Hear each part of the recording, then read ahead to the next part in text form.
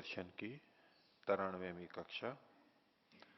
योग दर्शन के तृतीय पाद विभूति पाद का 14वां सूत्र, उसका अभ्यास भाष्य चल रहा था। पीछे 3 प्रकार के परिणाम बताए: धर्म परिणाम, लक्षण परिणाम और अवस्था परिणाम। और उस प्रसंग में धर्म और धर्मी ये भी विषय आया। तो 14वें सूत्र में धर्मी का विषय चल रहा है। धर्मी किसे कहते हैं और धर्म और धर्मी के परस्पर संबंध हैं, किस प्रकार से हम उन धर्मों को जानते हैं। शांत, उदित और अव्यपदेश्य, इस रूप में सभी धर्मों का वर्गीकरण कर दिया गया। क्योंकि धर्म कभी अनागत अवस्था में होते हैं, कभी उदित अवस्था में होते हैं, वर्तमान में होते हैं और कभी अतीत में होते हैं। तो इसका विषय आगे और देखेंगे। पिछले पाठ में से किन्हीं को कुछ पूछना है तो पूछ सकते हैं। हाँ आचार्य जी, सूत्र संख्या 14 है जी। हाँ शांतोदित अव्यपदेश धर्मानुपाति धर्मी। हाँ। इसका जो पहला ही अनुच्छेद है उसमें धर्मी को समझाते हुए पहले तो बोले हैं कि तीसरी पंक्ति में तत्र वर्तमानः स्वव्यापारम अनुभवन् धर्मी धर्मांतरेभ्यः शांतेभ्यश्च अव्यपदेशेभ्यश्च भिद्यते बोला है। ऐसा लग रहा है कि ये जो धर्मी है वो जो धर्मांतर, शांत और अव्यपदेश धर्म है उनसे भिद्यते, भिन्न होता है। नहीं, इसको उस अर्थ में नहीं कह रहे हैं कि धर्म अलग है धर्मी अलग है, इस रूप में नहीं कह रहे हैं। धर्मी में जब कोई धर्म उदित हो गया है, कभी कोई धर्म उदित हो गया है, तो उससे वो धर्मी भिन्न भिन्न प्रतीत होने लगता है। ये भिद्यते का अर्थ है। जैसे कि कच्चा फल है, कच्चा आम है, अभी उसमें हरापन है, ये कुछ धर्म आए हुए हैं। अब उसका पीलापन या मधुरता या सुगंध ये अभी अनागत है, ये आगे आएंगे।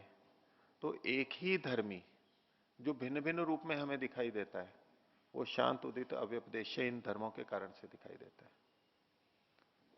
जो मिट्टी पिंड के रूप में दिख रही है, वो कभी घट के रूप में दिख रही है, कभी कपाल के रूप में दिख रही है, तो वो ही पिंड मृत भिन्न भिन्न रूप में दिखाई दे रहा है ना।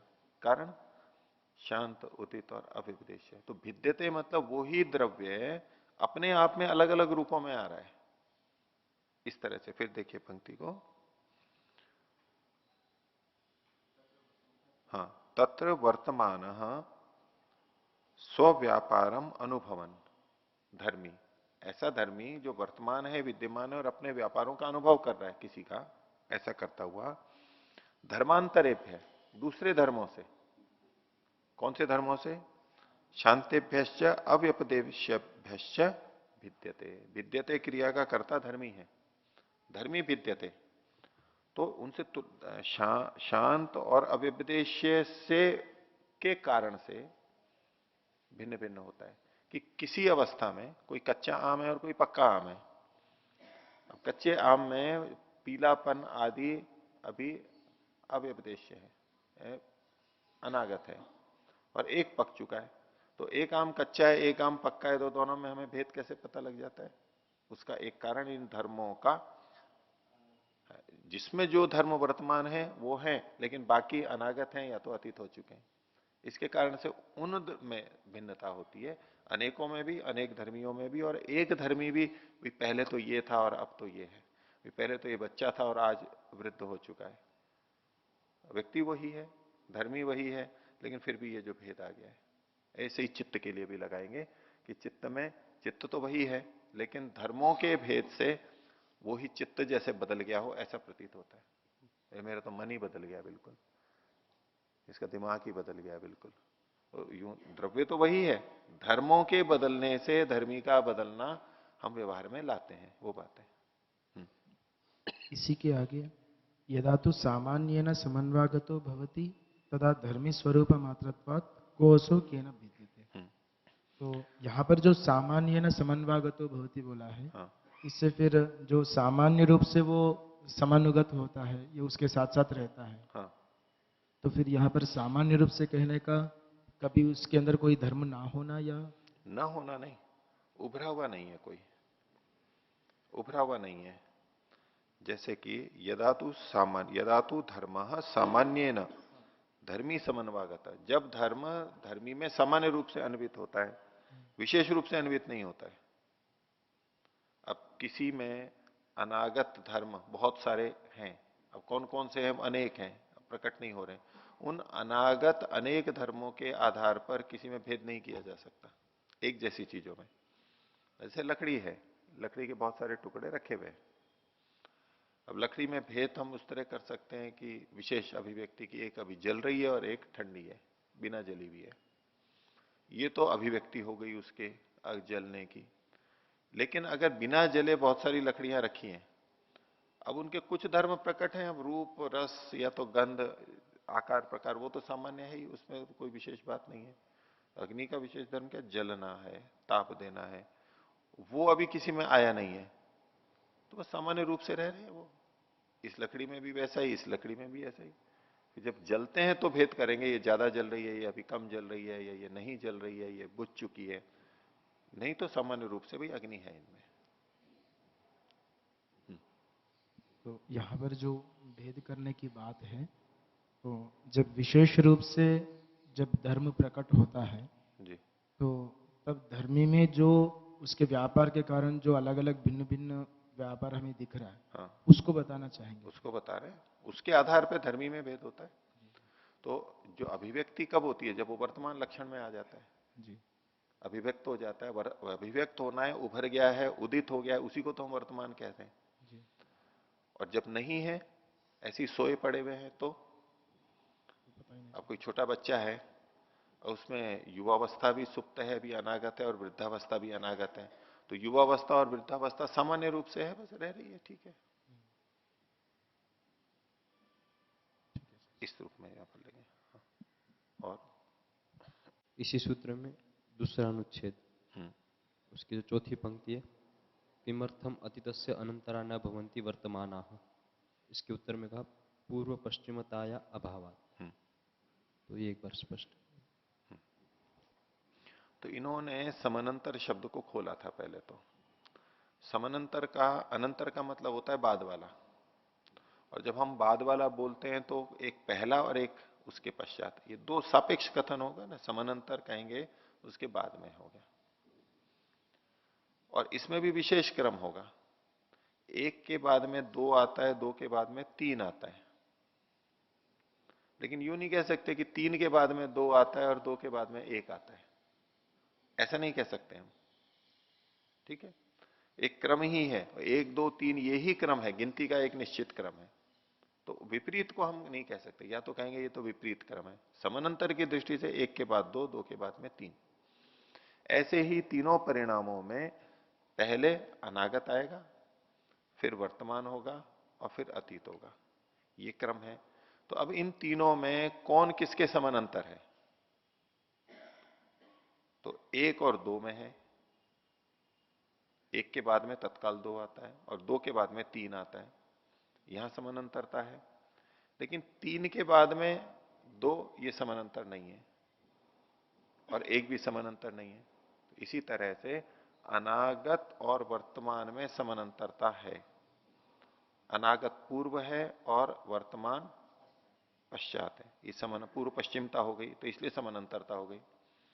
और वर्तमान और अतीत, वर्तमान और अतीत में वर्तमान पूर्व में है और अतीत पश्चात में है, तो इनमें भी पूर्व पश्चिमता हो गई, तो इनमें भी समानांतरता हो गई। लेकिन अतीत और वर्तमान में समानांतरता नहीं है। वैसे तो पास पास में है, यानी दो के बाद में तीन आता है, दो और तीन पास पास हैं, लेकिन तीन के बाद में दो आता है, ऐसा कथन नहीं होगा। ऐसे ही अतीत के बाद में वर्तमान को समानांतर नहीं माना गया है, ये तात्पर्य।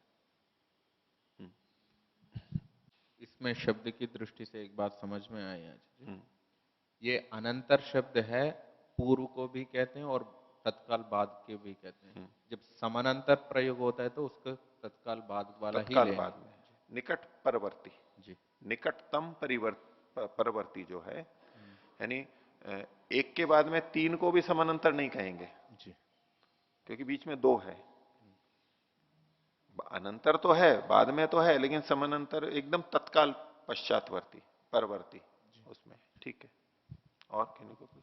हाँ, अगर समानांतर का अर्थ बाद में लेंगे तो जैसे सबसे अंतिम पंक्ति इसी अनुच्छेद की, तद अनागत एवं समानांतरो भवति वर्तमानस्य, तो वर्तमान के बाद में ऐसा अर्थ निकलेगा। हाँ, इसको पूर्व निकटवर्ती मानना पड़ेगा। यहां इस जगह पे इस पंक्ति में निकट पूर्ववर्ती, इनमें क्रम बनता है। निकट पूर्ववर्ती अर्थ यहां पर प्रयुक्त है, नहीं तो निकट पश्चातवर्ती अर्थ यहां घटेगा ही नहीं इस पंक्ति में। निकट पूर्ववर्ती, निकट पूर्ववर्ती, इनमें पूर्व पश्चिमता है, पूर्व पश्चिमता है। यहां निकट परवर्ती, पूर्ववर्ती, पूर्व निकटवर्ती ही अर्थ लेना पड़ेगा इस जगह तो। ठीक है, एक जैसे सामने से अर्थ भी करते अनंतर का, व्यवधान रहित, व्यवधान रहित अनंतर हो गया, केवल उसी को लेंगे तो भी। हाँ ले सकते हैं। ठीक है, ठीक है, धन्यवाद। हाँ, और कोई? अच्छा जी, सूत्र संख्या 9 में जो व्युत्थान संस्कार है वो नाते प्रत्यात्मक का क्यों कहा है? नते प्रत्यात्मका, प्रत्यय का मतलब वृत्ति होता है, तो जो संस्कार है वो वृत्ति रूप में नहीं है। ये इस दृष्टि से कह रहे हैं यहां पर, चूंकि ये निरोध परिणाम की बात है, असंप्रज्ञात समाधि की बात है। कोई व्यक्ति ये सोच ले कि मेरी वृत्तियां सारी रुक गई हैं, वृत्तियां सारी रुक गई हैं, अब तो कुछ करने की बात ही नहीं है, तो ये कहना चाहते हैं कि ये जो व्युत्थान संस्कार हैं ये प्रत्यात्मक नहीं है। कोई ये ना समझ ले कि प्रत्यय रुक गए हैं, वृत्तियां रुक गई हैं तो मतलब बस अब सब ठीक हो गया, अंतिम स्थिति प्राप्त हो गई है। संस्कार के रूप में वो अभी भी हैं। तो वृत्तियां तो रुक चुकी हैं, संप्रज्ञात समाधि समाप्त हो गई है, अब असंप्रज्ञात आ गई है, वृत्तियां रुक गई हैं, फिर भी अब जो असंप्रज्ञात में काम करना है निरोधावस्था में, वो ये कार्य है। तो उसे भेद बताने के लिए कर रहे हैं। प्रत्यात्मक नहीं है, यानी वृत्त्यात्मक नहीं है, वृत्ति रूप नहीं है। व्युत्थान वृत्ति अलग चीज है और व्युत्थान संस्कार अलग चीज है। स्पष्टता के लिए ये कहा, व्युत्थान संस्काराश चित्त धर्म न ते प्रत्यात्मका, न ते प्रत्यात्मका इति। अब आगे जो बात कह रहे हैं, इति प्रत्यय निरोधे न निरुद्धा, प्रत्यय के रुक जाने पर यानी वृत्ति निरोध के हो जाने पर ये निरोध संस्कार रुकते नहीं है, क्योंकि वो प्रत्यात्मक है ही नहीं। जब वृत्ति रुकी है, प्रत्यय रुका है, इसका मतलब है बस प्रत्यय ही रुका है, वृत्ति संस्कार नहीं रुका है। अगर वृत्ति सारी रुक गई होती, प्रत्यात्मक वृत्ति सारी रुक गई होती, अब चल नहीं रही है, तो फिर परिणाम की बात ही नहीं आती। ये जो परिणमन हो रहा है उसकी बात ही नहीं आती। वृत्ति का परिणाम तो सर्वार्थता एकाग्रता, या तो एकाग्रता परिणाम, समाधि परिणाम, वहां वृत्त्यात्मक प्रत्यात्मक परिवर्तन हो रहा है। लेकिन यहां उससे भिन्न एक स्थिति में भी परिणाम हो रहा है, परिणमन हो रहा है।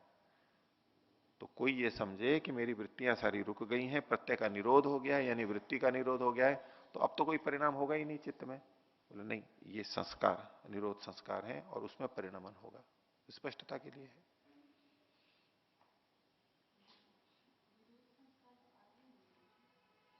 आगे भी वही बात कहा, निरोध संस्कार अपनी चित्त धर्म, निरोध संस्कार भी चित्त के धर्म है। निरोध में वृत्ति की तो कोई कल्पना है ही नहीं, क्योंकि वो वृत्ति होती ही नहीं है। निरोध शब्द से तो पता लगता है कि भाई ये वृत्तियां रुक गई हैं, लेकिन व्युत्थान शब्द में कोई उसको वृत्ति समझ सकता था, तो बोले नहीं, वृत्ति तो रुक चुकी है, अब ये संस्कार रूप में जो निरोध व्युत्थान है, व्युत्थान धर्म है, उसकी चर्चा चल रही है। निरोध संस्कार का अगर ये शब्द सही है तो उपादान क्या है? उपादान,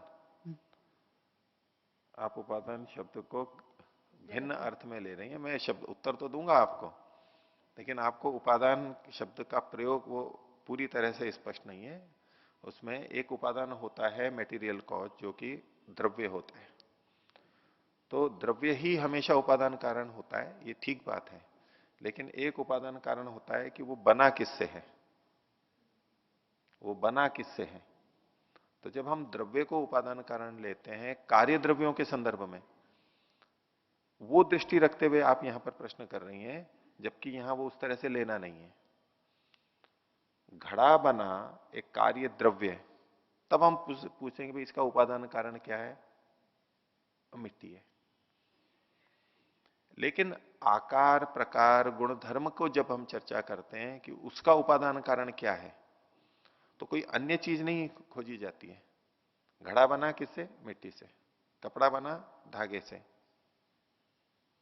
लेकिन हम कहें कि ये जो कपड़ा सफेद है, धागा सफेद है, इसका उपादान कारण क्या है, तो एक व्यक्ति तो ये सोचेगा कि अच्छा ये आया कहां से है सफेद पना, किससे बना है ये सफेद पना, ऐसा आपके मन में है।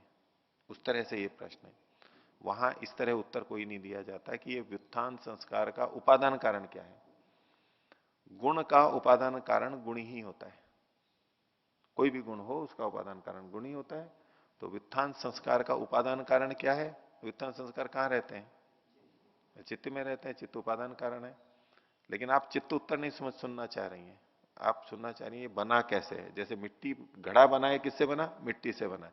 व्युत्थान संस्कार बने किससे हैं, किसी और से, वो स्पष्ट हो। तो आपका उत्तर है, अब मैं ये तो मैंने विवेचना कर दी, आपका प्रश्न ये था कि व्युत्थान संस्कार का उपादान कारण क्या है, चित्त है, उसका भी चित्त है। सभी गुणों का उपादान कारण उनका अपना गुण ही होता है। किसी भी गुण को ले लीजिए, और यही बात क्रिया पे भी लगती है, कर्म पे भी लगती है। किसी क्रिया का उपादान कारण, नहीं नहीं, प्रवृत्ति कारण नहीं, उपादान कारण द्रव्य ही है। गुण और क्रियाएं द्रव्याश्रित होती हैं, तो उपादान कारण हमेशा द्रव्य ही होता है। लेकिन कार्य द्रव्य का उपादान कारण अलग दृष्टि से देखा जाता है, और गुण और क्रिया का उपादान कारण वो वस्तु सभी गुणों पे लगेगा।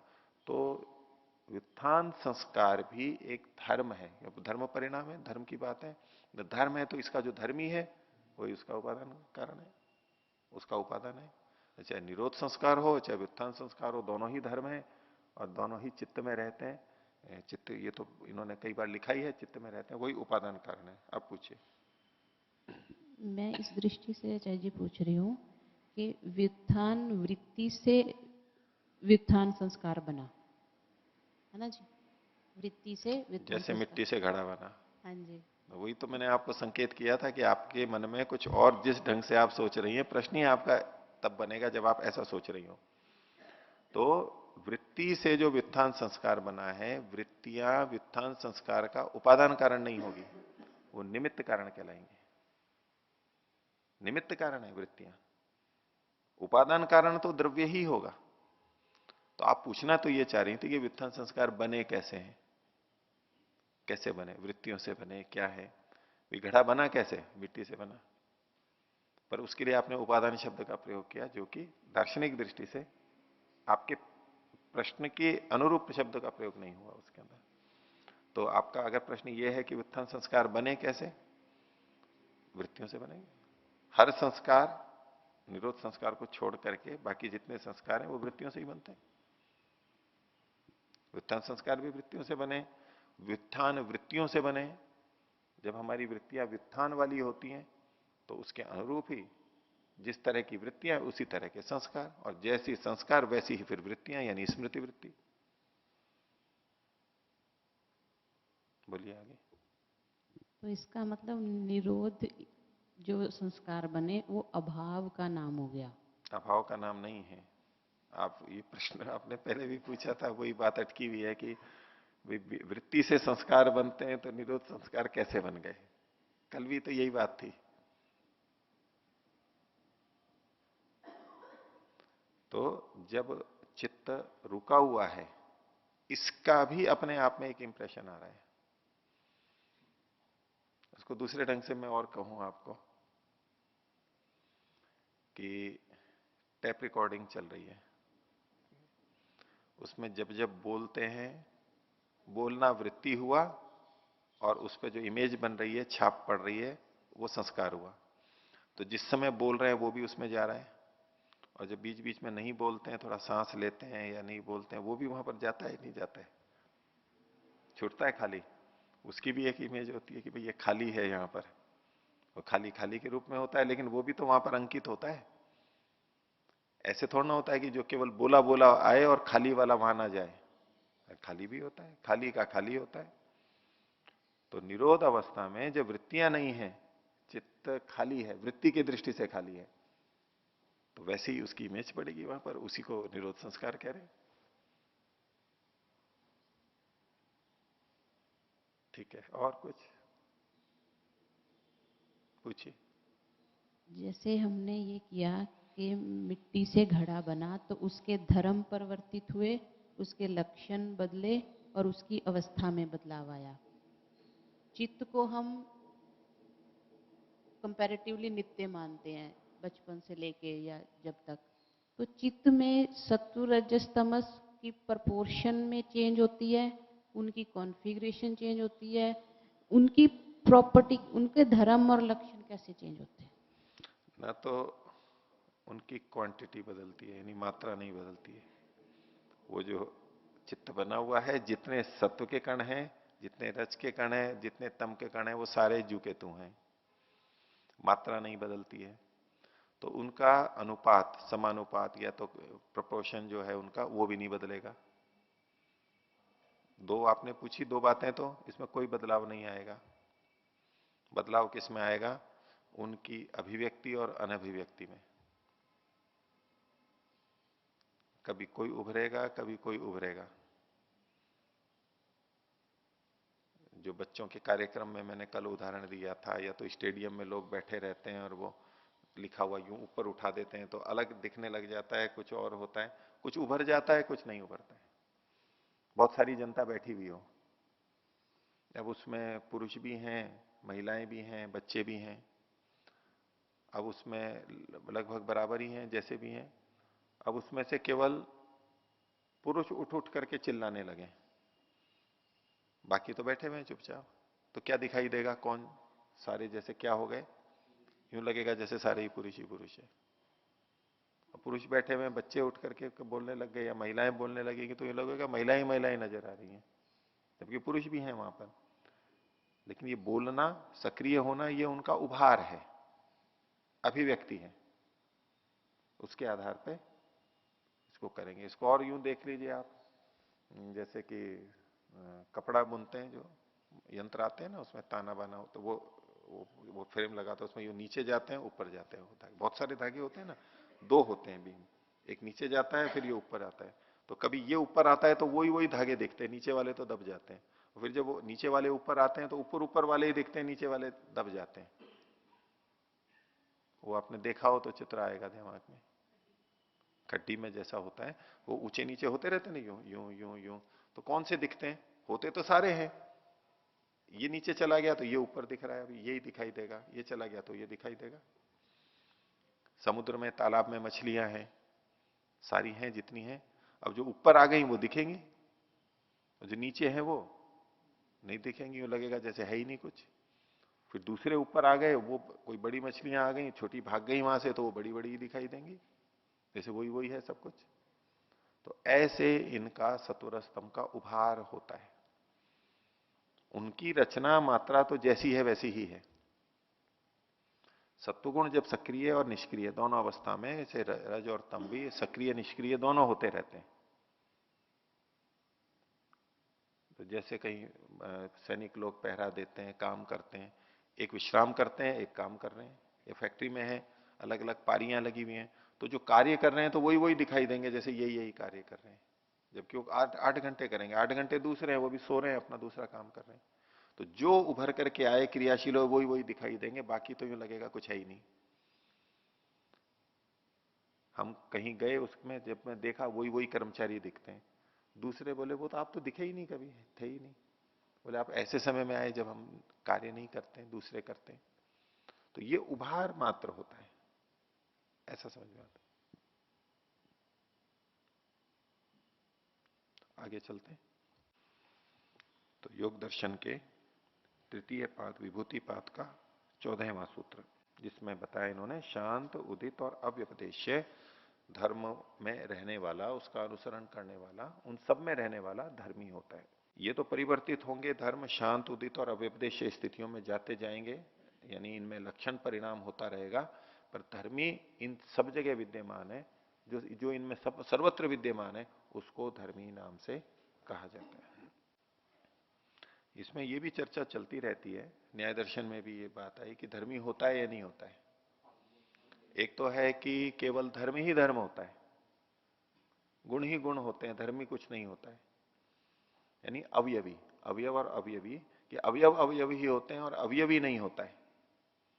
धर्म धर्म होते हैं, धर्मी नहीं होता है। धर्मों से अलग कोई धर्मी बताओ,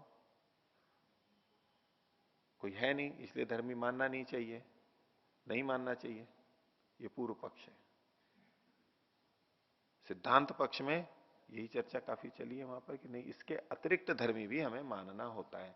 ये उसी बात को लेते हुए, वो भी इनके मन में है, पृष्ठभूमि में लिखते हुए कि धर्मी होता है, धर्मों से अतिरिक्त, धर्मों से अतिरिक्त धर्मी भी होता है, ये भी सिद्ध करेंगे। इसी के साथ साथ ये बात आ रही है। तो पीछे जो हमने भाष्य देखा था, जितना भाष्य देखा, उसमें शांत और उदित के बारे में इन्होंने चर्चा कर दी। अव्यपदेश्य की बाकी है, जिसको अभी यहां से प्रारंभ कर रहे हैं।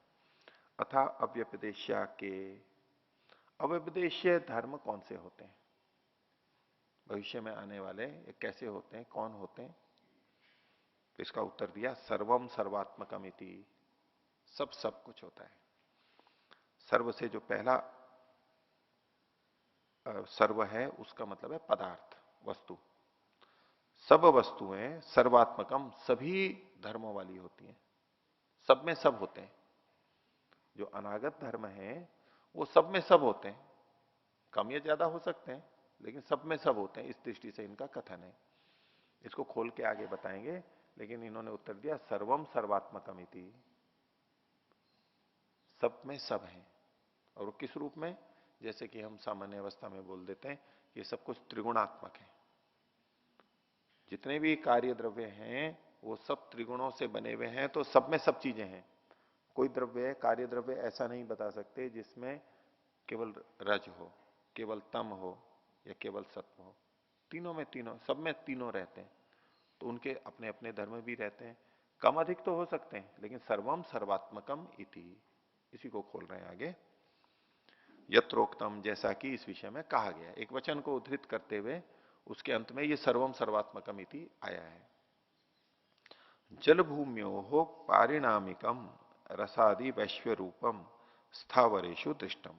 जल भूम्यो हो, जल और भूमि का, ये महाभूत की दृष्टि से कहा जा रहा है। जल महाभूत और पृथ्वी महाभूत, इनका पारिणामिकम, बदलाव का, बदलाव हुआ हुआ, परिणाम के बाद में जो आया है पारिणामिकम, क्या चीज? रसादि वैश्व रूपम, रसादि जो गुण है उनका वैश्व रूप माने सभी तरह के, जो विभिन्न प्रकार के जो रूप है रस आदि। तो जल के साथ में हम रस को जोड़ते हैं। तो जल भूम्यो पारिणामिकम रसादि वैश्व रूपम स्थावरेशु दृष्टम। तो जल भूमि आदि का, दो महाभूतों का उदाहरण ले लिया इन्होंने, और इनका जो परिणमन के कारण से जो हुआ है, क्या? रसादि वैश्व रूपम, रस आदि विभिन्न प्रकार के। वैश्व रूपम मतलब अनेक रूपों वाला। रस एक नहीं होता है। वैसे हम गुण देखेंगे तो एक रस गुण हो गया, जैसे कि शब्द गुण एक हो गया, स्पर्श गुण एक हो गया, रस गुण एक हो गया। यूं संख्या में तो एक रस गुण आया, लेकिन रस तो बहुत तरह के होते हैं, और उसमें भी कम ज्यादा, मीठे में भी बहुत प्रकार, खट्टे में भी बहुत प्रकार। उसको आप अनंत भी कह सकते हैं, असंख्य कह सकते हैं हमारी दृष्टि से, बहुत अधिक होते हैं वो। तो ये जो रसादियों की विश्व रूपता है, यानी इतनी भिन्नता है, वो अलग अलग वस्तुओं के, अलग अलग खाद्य पदार्थों के अलग अलग रस, और गंध भी यहां पर जोड़ लेंगे, क्योंकि उन्होंने भूमि पृथ्वी का भी कल उल्लेख किया है, तो गंध भी बहुत तरह की है। ये जो रसादि वैश्व रूपम स्थावरेशु दृष्टम, स्थावर वस्तुओं में देखा जाता है। स्थावर का मतलब जो स्थिर चीजें हैं। एक स्थावर होते हैं, एक जंगम होते हैं।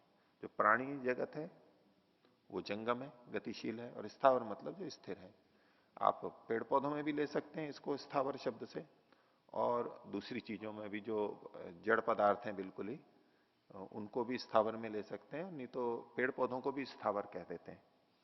तो उनमें इनमें जो विभिन्न रस आए हैं उसका कारण क्या है कि जल भूमि आदि का जो विशेष परिणाम हुआ, कहीं कोई कितना है कहीं कोई कितना है, उनमें न्यूनाधिकता है, तरतम भेद के कारण से, मात्रा की न्यूनाधिकता के कारण से वह रसों में इतने भेद है। यानी द्रव्य घटक में भेद है, इसलिए गुणों में भी भेद दिखाई दे रहा है, हमारे को अनुभव में आ रहा है। तो रसादि भूम्यो हो पारिणामिकम, नहीं, जल भूम्यो हो पारिणामिकम रसादि वैश्व रूपम स्थावरेशु दृष्टम, यहां देखा जाता है।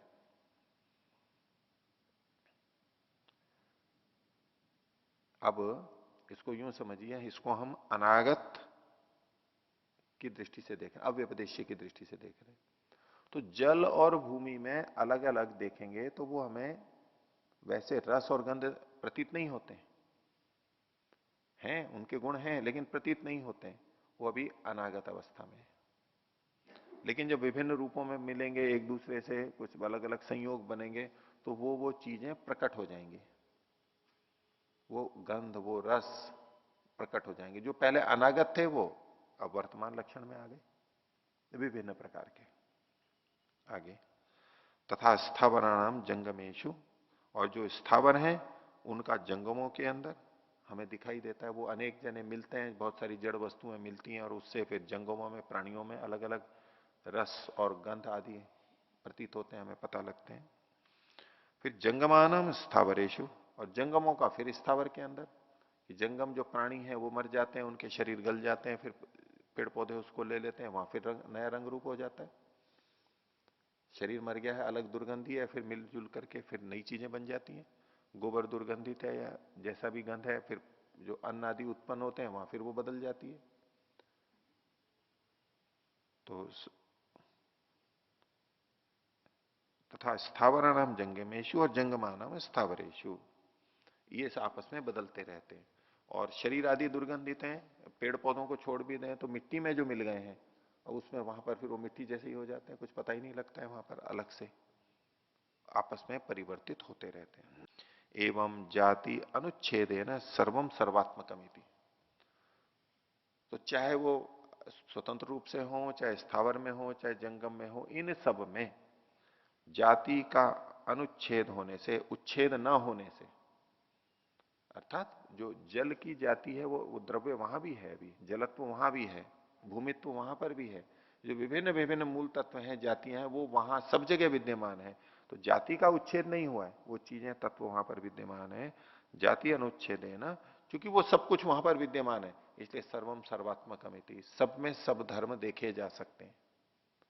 प्रकट और अप्रकट की बात है, सब में सब वो मूल गुण छुपे हुए हैं। इसको हम सत्वर स्तंभ तक भी ले जा सकते हैं कि सत्वर स्तंभ के जो गुण धर्म है वो हर वस्तुओं में जैसे के जैसे हैं, लेकिन किसी में कोई प्रकट है, किसी में कोई प्रकट है, कोई वर्तमान है, कोई अनागत है। तो सर्वम सर्वात्मकम, सब में सब गुण है, कम या अधिक। फिर सब में सब हैं तो ये दिखाई क्यों नहीं देते, अभिव्यक्त क्यों नहीं होते, उसका कारण अगली पंक्ति में बता रहे हैं। देश काल आकार निमित्त अपबंधात न खलु समान कालम आत्मनाम अभिव्यक्ति रीति। ये जो विभिन्न धर्म थे ये सब एक साथ प्रकट क्यों नहीं हो जाते? जब सब में सब हैं तो एक साथ वर्तमान लक्षण में क्यों नहीं आ जाते हैं? सब एक साथ प्रकट क्यों नहीं हो जाते? सब में सब हैं तो सब आने चाहिए, सब में सब नहीं आते। क्यों नहीं आते? क्योंकि इसमें कुछ भिन्नताएं होती हैं। देश, एक तो स्थान, काल यानी समय, ऋतु आदि, उसका भेद रहता है। आकार, आकार मतलब जो चौकोर तिकोना आदि जो है। अब लोहा है, अब लोहा गोल हो तो हमारे को गोली हो तो चुभेगा नहीं, लेकिन कील रूप में हो तो चुभने लग जाएगा। तो ये जो चुभना है या दूसरे में प्रवेश होना है, ये लोहे में है या नहीं है? और गोले में तो नहीं है। तो आकार के भेद से भी इनके गुणों की अभिव्यक्ति, क्रियाओं की अभिव्यक्ति भिन्न भिन्न होती है। तो देश, काल, आकार और निमित्त, निमित्त का मतलब है साधन, विभिन्न साधनों के माध्यम, किसके माध्यम से वो आया है? साधन के निमित्त अपबंधात, उनका बंधन न होने से, असंबद्ध होने से, भिन्न भिन्न होने से, अलग अलग वस्तुओं में देश काल निमित्त इनकी आकार की भिन्नता होने से, नियमितता न होने से, न खलु, ऐसा नहीं होता है कि समान कालम, एक ही काल में आत्मनाम यानी धर्मों की अभिव्यक्ति हो जाए। अब कोई फल कभी कहीं पहले आ जाता है, कोई कहीं पहले आ जाता है। वो आम दक्षिण में पहले आ जाते हैं, उत्तर भारत में बाद में आते हैं। कहीं फसल जल्दी पक जाती है देश के भेद से। वो धर्म तो है तो गेहूं के ही पौधे या तो आम के पेड़ हैं, लेकिन वो धर्म वहां नहीं आएंगे। देश के भेद से भिन्न समय में अनागत आगत हो सकते हैं, वर्तमान हो सकते हैं, अनागत रह सकते हैं, काल के कारण से हो सकते हैं। भिन्न ऋतु है तो इसी तरह से आकार प्रकार के आधार पे और निमित्त के आधार पे। कच्चे फल हैं, अपने आप पक रहे हैं, और उसमें निमित्त के रूप में जो औषधियां आदि आजकल रख देते हैं, रसायन रख देते हैं, तो एक वो निमित्त आ गया, साधन, उससे वो कि कोई जल्दी पक जाएगा। टूटे एक साथ हैं, एक ही पेड़ से, एक ही जैसी स्थितियां हैं लगभग, लेकिन कुछ में मसाला रख दिया वो जल्दी पक जाएंगे, मसाला नहीं रखा तो देरी से पकेंगे। और जो वैसे रख रखे हैं वो भी पकेंगे धीरे धीरे, क्योंकि प्रकाश ताप आदि के कारण पक रहे हैं। लेकिन उसको उठा करके यदि हमने शीतल यंत्र में रख दिया है तो वहां वो भी प्रक्रिया नहीं होगी। तो निमित्त के कारण से भी इनमें भेद आते हैं। क्यों एक ही चीज पक गई है और क्यों एक ही होते हुए भी वो नहीं पकी है या कम पकी है, निमित्त का भेद होगा। और मसाला भी जहां ज्यादा लग गया है, पास में है, तो वहां एकदम से पक जाएगा, उसका दूसरा भाग कच्चा होता है। हम ऐसे कृत्रिम जो फल आते हैं उसमें कई बार ये भिन्नता होती है, दूसरी तरफ बिल्कुल कच्चा पड़ा है और उधर पक गया और वहां सड़ने भी लग गया। तो निमित्त के भेद से भी इन धर्मों में भिन्नता होगी। सबके सब धर्म एक साथ नहीं आएंगे, उसमें निमित्त का भी भेद रहता है। तो देश का भेद, काल का भेद, आकार का भेद, निमित्त का, इनका अपबंध होने से यानी असंबद्ध होने से, आपको बंध मतलब तो संबंध, और अप मतलब निषेध के रूप में आएगा कि बंध ना होने के कारण से, भिन्नता होने के कारण से, न खलु समान काल कालम आत्मनाम अभिव्यक्ति रीति, एक ही समय में सब गुणों की अभिव्यक्ति नहीं होती है। यद्यपि सर्वम सर्वात्मकम है, सर्वम सर्वात्मकम होते हुए भी एक समय में नहीं आती है, उसका कारण बताया आगे। यह एतेषु अभिव्यक्त अनभिव्यक्तेषु धर्मेषु अनुपाति सामान्य विशेषात्मा सो अन्वयी धर्मी। धर्मी क्या है उसको अब परिभाषित करते हुए फिर से एक पंक्ति में बोल रहे हैं कि यह एतेषु, वो जो इनमें, इनमें मतलब ये धर्मों के बारे में कहा गया है, धर्मेशु जो आगे कहा है। लेकिन कैसे धर्म? अभिव्यक्त अनभिव्यक्तेशु, चाहे वो अभिव्यक्त रूप में हो चाहे अनभिव्यक्त रूप में हो। कौन से लक्षण में अभिव्यक्त होता है? वर्तमान में। तो अभिव्यक्तेशु मतलब जो भी धर्म है अभिव्यक्त यानी वर्तमान दशा में, और अनभिव्यक्त है तो अनागत और अतीत को भी ले लेंगे। उनमें जो भी विद्यमान रहते हैं ऐसे धर्मों में अनुपाति, उनमें रहने वाला, साथ में जन जाने वाला, सामान्य विशेष आत्मा, सामान्य गुणों वाला और विशेष गुणों वाला, सामान्य धर्म भी होते हैं और विशेष धर्म भी होते हैं, ऐसा सो अन्वयी, जो अन्वयी होता है उसमें विद्यमान रहता है, सो अन्वयी धर्मी, वह धर्मी कहलाता है। इन सब में जो विद्यमान रहता है वो धर्मी कहलाता है। आगे, यस्य तु धर्म मात्रम एव निरन्वयम तस्य भोगा भावा। यस्य मतलब यस्य मते, जिसके मत में, अब ये पूर्व पक्ष को उठा रहे हैं, जो ये मानता है जिसके मत में धर्म मात्रम एव इदम, ये सब कुछ बस धर्म मात्र है और निरन्वय है, उसमें अन्वित नहीं है, धर्मी अन्वित नहीं है। इन्होंने तो सिद्ध किया इन विभिन्न धर्मों में आगत अनागत या तो अभिव्यक्त अनभिव्यक्त, इसमें धर्मी अन्वित है। तो लेकिन जो कह रहा है कि ये तो केवल धर्मी ही धर्म है, धर्मी है ही नहीं, अनन्वित है, उसके मत में यस्य तु धर्म मात्रम एव इदम, सब कुछ धर्म ही धर्म है, धर्मी नहीं है, निरन्वयम अन्वित नहीं है, धर्मी अन्वित नहीं है, तस्य उसके मत में तो भोगाभाव, भोग का अभाव हो जाएगा, कर्म फल के भोग का अभाव होगा। एक दोष दिखाया जा रहा है कि जब धर्म ही धर्म है और धर्मी नहीं है, तो जैसे किसी आत्मा ने कोई कर्म किए, पाप और पुण्य, वो भी धर्म थे, धर्मी आत्मा तो है नहीं वहां पर। पाप और पुण्य किए, अच्छे बुरे कर्म किए, बस वही वही है, धर्मी तो है नहीं। तो जब उसका फल होगा तो किसको मिलेगा वो फल? धर्मी आत्मा तो है नहीं। और धर्म है, धर्म धर्म है, धर्म पहले कुछ थे अब कुछ और आ गए, कर्म कुछ पहले थे अभी कुछ और आ गए, तो फिर तो फल मिलेगा किसको? और धर्म तो बदलते रहते हैं। धर्मी है नहीं, धर्म है और धर्म बदलते रहते हैं। तो पिछला धर्म तो वर्तमान से अतीत हो गया तो अतीत हो गया। अब जो धर्म आया है वो अनागत से वर्तमान में आया है। तो जिस धर्म ने कुछ कर्म किया था अच्छा या बुरा, वो तो जा चुका। अब जो धर्म आया है तत्सदृश वो तो नया है। तो भोग कहां हुआ? भोग के संदर्भ में तो, कर्मफल के संदर्भ में तो ये अनिवार्य है कि जिसने किया है वही भोगता है। अब यहां जिसने किया है वो भोग नहीं रहा है, तो भोग का अभाव ही हो गया। इसको भोग थोड़ा ना कहेंगे। किया किसी ने, भोगा किसी ने, इसको कर्मफल थोड़ा ना कहेंगे, इसे भोगना थोड़ा ना कहेंगे। तो बोले आपके मत में तो भोग का अभाव ही हो जाएगा यदि अन्वित पदार्थ नहीं मानेंगे। इसको आत्मा के संदर्भ में देखेंगे। तस्य भोगा भाव कस्मात, क्यों? तो उसके लिए कारण बता रहे, अन्येन विज्ञानेन कृतस्य कर्मणः अन्यत कथम भोक्तृत्वेन अधिक्रियेत। भिन्न विज्ञान के द्वारा, विज्ञान शब्द यहां पर उन लोगों की मान्यता के अनुसार भिन्न ज्ञान के द्वारा, भिन्न धर्म के द्वारा, भिन्न चित्त के द्वारा किया गया। अन्येन विज्ञानेन कृतस्य कर्मणः, पीछे किसी धर्म ने उस कार्य को किया था, उसका अन्यत कथम भोक्तृत्व न अधिक्रिय था। अन्य जो धर्म है आगे आने वाला है, अन्य ज्ञान आने वाला है, वो उसके भोग, उसका भोग के रूप में, भोक्तृत्व के रूप में कैसे स्वीकृत किया जा सकता है कि अभी भोग इसको हो जाएगा? उसको तो होगा नहीं, भोगाभाव हो जाएगा। तत्स्मृति अभावश्च, और उसकी स्मृति का भी अभाव हो जाएगा। यदि अन्वयी पदार्थ को ना माने तो स्मृति का भी अभाव हो जाएगा। अब मान लीजिए कोई कहे कि कंप्यूटर की हार्ड डिस्क है या डीवीडी है, जो भी है, अब उसमें बहुत सी चीजें भरी हैं, ध्वनि है, चित्र है, चलचित्र है, लेख है। तो बोले ये हार्ड डिस्क अपने आप में कुछ नहीं है, बस ये तो धर्म धर्म है केवल। तो यदि धर्म ही धर्म है, तो धर्म में कुछ भी नहीं है, तो बाद में जब हम उससे निकालते हैं वो कहां से आ गया?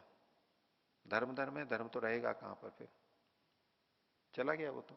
धर्म था उस समय, क्रिया हुई, लेकिन बाद में जो फिर निकल करके आता है, तो बाद में तब निकल करके आता है जब वही हार्ड डिस्क रहती है, वही पेन ड्राइव रहता है, तो उसमें से निकल करके आता है। वही कैसेट रहता है तो निकल के आता है। ऐसे ही यहां पर अन्वित पदार्थ चित्त, वो स्वीकार करना होता है, तब स्मृति आती है। नहीं तो पहले जिसने किया उसका छाप वहां पड़ी, वो चला गया, अब दूसरा आ गया। क्षणिक बात में तो ऐसा ही होता है, दूसरा आ गया तो अब स्मृति कहां से आएगी? तो बोले स्मृति का अभाव भी हो जाएगा। स्मृति अभावश्च, तत्स्मृति अभावश्च। क्यों होगा? तो उसके लिए हेतु का दिया, न अन्य दृष्ट से स्मरणम अन्यस्य इति, दूसरे के देखे हुए का दूसरा स्मरण नहीं कर सकता। जब अन्वित पदार्थ माना जाता है, गुणी माना जाता है, तो यानी एक चीज वहां भी थी और यहां भी है, ये परंपरा से लंबा चल रहा है। जो अन्वयी अन्वी अन्वयी नहीं मानते हैं, अन्वित पदार्थ को नहीं मानते हैं, केवल धर्म धर्म को मानते हैं, उनके मत में वो चीजें अनित्य हैं, क्षणिक हैं। ये साथ में जुड़ी हुई बात है। वो था, हुआ, चला गया, दूसरा हुआ, चला गया, तीसरा हुआ, चला गया। तो वहां जब अन्वित पदार्थ नहीं है, इसका मतलब है क्षणिकता है, अनित्यता है, अल्प क्षण मात्र के लिए रुक रहा है, थोड़ी देर के लिए रुक रहा है। और जब अन्वित मानते हैं तो यहां भी वही था, यहां भी वही था, यहां भी वही था। तो जो वहां था, यहां था, आगे था, इसका मतलब वो दीर्घ काल तक रह रहा है।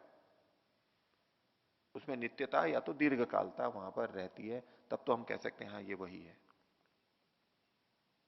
तो जो अन्वयी नहीं मानेगा उसके पक्ष में तो क्षणिकता या अनित्यता वाली बात ही मानेंगे, और ऐसा मानेंगे तो कर्म फल के भोग का अभाव होगा, भोग का अभाव हो जाएगा, स्मृति का भी अभाव होगा। ये दो दोष वहां पर बताए गए हैं। आगे, वस्तु प्रत्यय विज्ञानाच स्थितो अन्वयी धर्मी यो धर्म अन्यथात्व अभिपगत प्रत्यभिज्ञायते। वस्तु का प्रत्यभिज्ञान होने से, हेतु दे रहे हैं क्यों अन्वयी पदार्थ हम मानते हैं, उसमें कहा वस्तु की पहचान होती है, जिसको हमने पहले देखा है हम कहते हैं ये वही है, ये वही है। ये जो प्रत्यभिज्ञा है, स्वीकृति है, पूर्व जात की पुनः पहचान। स्मृति एक अलग चीज होती है, स्मृति और प्रत्यभिज्ञा में थोड़ा भेद भेद करके रखते हैं। स्मृति मैंने उसको देखा था, अभी फिर मैं देख रहा हूं, ये तो स्मृति हुई। एक कोई व्यक्ति सामने आया, बोले हाँ इसको मैंने देखा था पहले, तो क्या मेरे को स्मरण आ रहा है मैंने आपको देखा है, तो स्मृति भी चल रही है, लेकिन साथ में ये जो हम पहचानते हैं कि हाँ ये वही है, तो स्मृति से जुड़ता हुआ ये एक अतिरिक्त चीज और है, इसको कहते हैं प्रत्यभिज्ञा। स्वीकार करना कि हाँ ये वही है पहले जो था। तो वस्तु की प्रत्यभिज्ञा के कारण से कि हाँ ये वही है, ये मेरी ही लेखनी है, ये मेरा ही मोबाइल है, ये जो हमें स्वीकार्यता होती है, स्मृति आई और ये वही है, ये प्रत्यभिज्ञा से भी पता लगता है कि स्थितो अन्वयी धर्मी, एक धर्मी, अन्वित धर्मी स्थित है, जो वहां भी था और यहां पर भी है, क्षणिक नहीं है वो धर्मी जो कि यो धर्म अन्यथात्वम अभ्युपगता प्रत्यभिज्ञाए थे, जो धर्म के अन्यथात्व होने पर भी, भिन्न होने पर भी स्वीकार किया जाता है कि हाँ ये वही था। कच्चा फल हो और फिर पक गया है, वो कहते हैं नहीं ये वही है, ये बदलाव तो आ गया, धर्म का अन्यथात्व हुआ, भिन्नता हुई, तो भी वो जाना जा रहा है कि नहीं ये वही है। किसी व्यक्ति को हम 10, 20, 30 साल बाद में देखते हैं बिल्कुल ही बदल जाता है, लेकिन कहते नहीं ये वही है। कैसे? धर्म का अन्यथात्व हो गया, फिर भी कहते नहीं ये वही है। जो धर्मों के बदलने पर भी फिर पहचाना जाता है, वो अन्वयी है, वो धर्मी है, इसलिए धर्मी मानते हैं। धर्म अन्यथात्वम अभ्युपगतः, धर्म के अन्यथात्व को प्राप्त किया हुआ भी, अभी साथ में यहां पर जुड़ा हुआ है भाव में, अन्यथात्व को धर्म बदलने पर भी जो स्वीकार कर लिया जाता है, पहचान लिया जाता है, वह तस्मात नेदम धर्म मात्रम निरन्वयमिति, इसलिए जो ये मानते हैं कि केवल धर्म मात्र है, धर्मी है ही नहीं, निरन्वित है, ये तो धर्मी अन्वित है, वो ठीक नहीं है, वो गलत सिद्धांत है। ये तो वैदिक दर्शन में सब जगह यही स्वीकार है, चाहे न्याय हो चाहे ये योग हो, कुछ मूलभूत सिद्धांत तो समान है ही, वैसे सारे सिद्धांत समान ही है, लेकिन अभिव्यक्ति की दृष्टि से यहां अलग स्तर पे कहा जाता है, वहां अलग स्तर पे कहा जाता है, इसलिए भेद होता है। तो ये 14वां सूत्र हुआ। आगे देखिए 15वां सूत्र। तो ये जो सारी हमने परिणामों की चर्चा की, धर्मी को देखा, परिणाम हुआ, तो ये परिणाम होता क्यों है? ये 3 तरह के परिणाम बताए, परमार्थता एक ही परिणाम होता है ये भी बता दिया है, परिणाम होता क्यों है, उसमें कारण क्या है, वो इस सूत्र के अंदर बताया जा रहा है। सूत्र है क्रमान्यत्वम परिणामान्यत्व हेतु। क्रम का भिन्न होना, क्रम का अन्यत्व होना परिणाम के अन्यत्व में कारण है। एक क्रम बना तो अलग धर्म परिणाम दिखाई देगा, भिन्न क्रम बना तो भिन्न परिणाम, भिन्न धर्म दिखाई देगा, अलग अलग दिखाई देंगे। मिट्टी में भिन्न क्रम दिया तो दीपक दिखाई देने लग गया, भिन्न धर्म आ गया। उसका क्रम सुराही की तरह कर दिया, एक भिन्न बदल दिया तो सुराही की तरह दिखाई देने लगा, घड़े की तरह दिखाई देने लगा, मटके, ऐसे अलग अलग जो होते हैं। तो क्रम के बदलने से परिणाम भी भिन्न भिन्न आएगा, धर्म का भेद होगा। द्रव्य में वहां परिवर्तन होता है, कार्य द्रव्यों की दृष्टि से है। तो क्रमान्यत्व परिणामान्यत्व हेतु, परिणाम के अन्यत्व में क्रमान्यत्व वहां पर कारण होता है। भाष्य एकस्य धर्मिण एक एव परिणाम इति प्रसक्ते, पीछे जो कहा था इन्होंने परमार्थ तस्तु एका एव परिणाम, उसको उठाते हुए कोई आक्षेप लगाने का प्रयास कर रहा है। क्या? कि एकस्य धर्मिणा, धर्मी तो एक ही था, आपके मत में धर्मी अन्वयी पदार्थ है वो तो एक ही है, अनेक नहीं है, अनेक तो अवयव हैं उसमें, अवयवी तो एक ही मानते हो आप। तो एकस्य धर्मिणा एका एव परिणाम, और परिणाम भी एक ही है, ऐसा दोषे प्रसक्ते, दोष के मानने पर कि भाई फिर तो एक ही धर्मी है तो उसमें एक ही परिणाम होना चाहिए, भिन्न भिन्न परिणाम नहीं आने चाहिए, एक ही परिणाम होना चाहिए बस, ऐसा कोई दोष कहे तो दोष के प्रसक्त होने पर उसका उत्तर है क्रमान्यत्व परिणामान्यत्व हेतुर भवती इति। ये सूत्र को उद्धृत किया है, वाक्य को पूरा किया भवती से, क्रम का अन्यत्व परिणाम के अन्यत्व में हेतु होता है। इसको उदाहरण से समझा रहे हैं आगे, तद्यथा, जैसे कि चूर्ण मृत, पिंड मृत, घट मृत, कपाल मृत, कण मृत इति च क्रमः, एक क्रम बताया। मृत सब जगह जोड़ा है, मिट्टी इसलिए जोड़ा है कि यदि मिट्टी नहीं जोड़ेंगे तो इन शब्दों को देखते हुए हम वहां पर धर्मी ही समझने लग जाएंगे। हम घड़ा बोलेंगे तो धर्मी ही आएगा, और जब हम घट मृत बोलेंगे तो घट धर्म हमें प्रतीत होगा और मिट्टी तो धर्मी हमें प्रतीत होगा। इसलिए मृत शब्द सबके साथ में जोड़ा है, मिट्टी। तो पहले चूर्ण मृत था, चूर्ण रूप में मिट्टी थी, उसके बाद पिंड रूप में आ गई, उसके बाद घट रूप में आ गई, फिर टूट गई तो कपाल के रूप में आ गई, और फिर टूट गई तो कण के रूप में आ गई। ये एक क्रम है, इसके अंदर एक अलग अलग चीजें हैं। यो यस्य धर्मस्य समनंतरो धर्म स तस्य क्रम, जो धर्म जिसका क्रम का होता है, इसके बाद ये इसके बाद ये, वो उसका समानांतर होता है, तत्काल बाद वाला होता है। पिंड प्रत्यवते घटा उपजायते इति धर्म परिणाम क्रम, पिंड हट जाता है और उसकी जगह घड़ा उत्पन्न हो जाता है, ये धर्म के परिणाम का क्रम है। धर्म ही तो बदला है, पिंड धर्म से घट धर्म आ गया। और लक्षण परिणाम क्रम क्या होता है? तो लक्षण परिणाम क्रम घटस्य अनागत भावात वर्तमान भाव क्रम। जब पिंड से घट बना तो घट अनागत लक्षण को छोड़ करके वर्तमान लक्षण में आ गया, इसका ये क्रम है। तो घटस्य अनागत भावात वर्तमान भाव क्रम तथा पिंड से वर्तमान भावात अतीत भाव क्रम। तो पिंड के जब में था, पिंड चला गया, अब घट बन गया, तो पिंड जो वर्तमान लक्षण में था, वर्तमान भाव में था, वो अतीत में चला गया। न अतीत से अस्थि क्रम है, अतीत का अब कोई क्रम नहीं होता है, अतीत तो अतीत हो गया, बस जो गया जो गया। अब जो आएगा वो तो नया ही आएगा, वो ही नहीं आएगा। न अतीत से क्रम, न अतीत से अस्थि क्रम, पीछे वाली बात ही है। अकस्मात क्यों? उसी कारण को बता रहे हैं। पूर्व परतायाम सत्याम समनंतरत्वम, पूर्व और परता होने पर ही समानांतरता होती है। इसको चाहे पूर्व समानांतरता या पश्चात दोनों की भी मान सकते हैं। इस संदर्भ में अतीत के बाद में अनागत या तो वर्तमान नहीं आएगा, अतीत तो गया जो गया। तो पूर्व परतायाम सत्यायाम समानांतरत्व, समानांतरत्व होता ही तब है जब पूर्व परता होती है। सातु नास्ति अतीतस्य, अतीत की कोई समानांतरता नहीं है। अतीत के बाद क्या होगा? जन्म हुआ, जन्म के बाद में बच्चा बाल्य अवस्था हुई, युवा अवस्था हुई, वृद्धावस्था हुई और मर गया।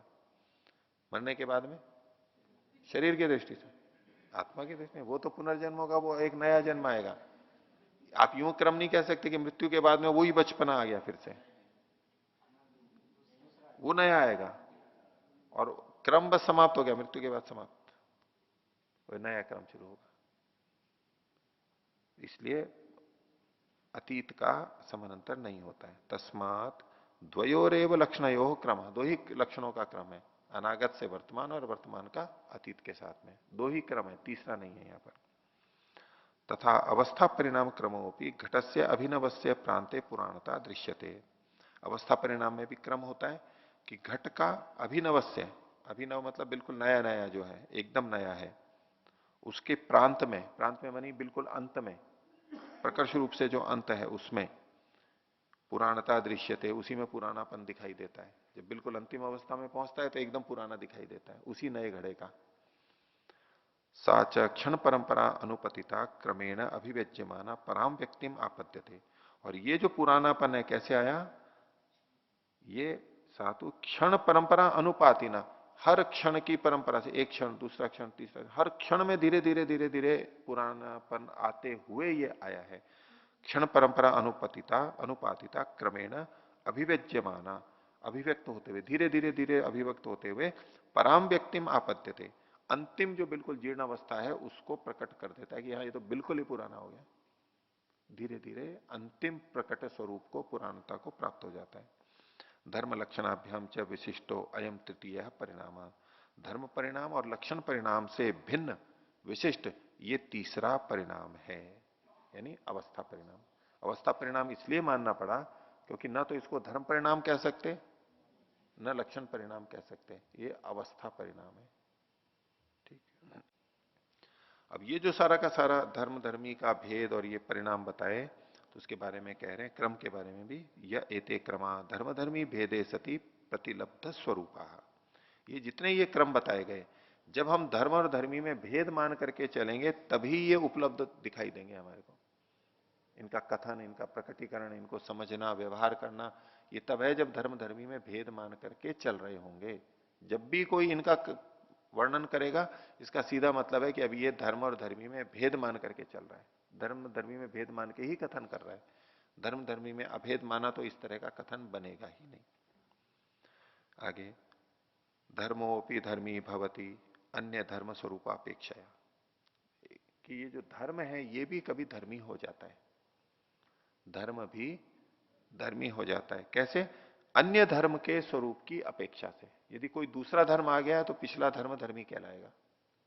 कैसे? तो जैसे मिट्टी का एक धर्म घट था, घट को हमने धर्म माना था, पिंड एक धर्म था मिट्टी का, घट एक धर्म था। लेकिन घड़े के ये छोटा घड़ा और बड़ा घड़ा, ये लाल घड़ा या काला घड़ा, ये जब हम दूसरे धर्म ले आएंगे, अब घट को देखेंगे तो घट क्या दिखाई देगा? धर्म ही दिखाई देगा, धर्म नहीं दिखाई देगा। उसी बात को ये कह रहे हैं कि धर्म भी, यानी घट धर्म भी धर्मी भव हो जाता है किसी स्थिति में सापेक्ष रूप से, अन्य धर्म स्वरूप अपेक्षा, उसके अपने अन्य धर्मों की अपेक्षा से वो भी धर्मी हो जाता है। ऐसे ही और चीजों के अंदर भी लगा सकते हैं।